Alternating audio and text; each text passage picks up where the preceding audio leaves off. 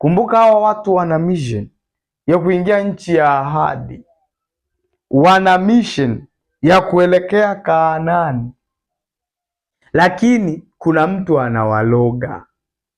Mwana wa Mungu, hatima yako inaweza kuibiwa kichawi kwa mtu aliyekwenda kukuloga, kwa sababu huna security ya Mungu ndani.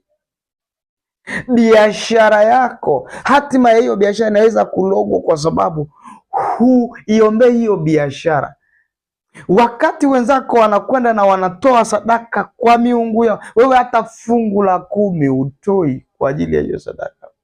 Hatutoi fungu la 10 kwa ajili ya kumfurahisha mtumishi wa Bwana. Tunatoa fungu la 10 kwenye kazi ya mikono yetu ili Mungu atulinde na hizi roho za kina Balaamu, ili Mungu atulinde.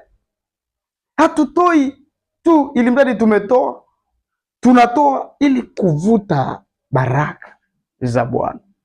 Tunatoa ili kuivuta neema ya Kristo katika maisha yetu.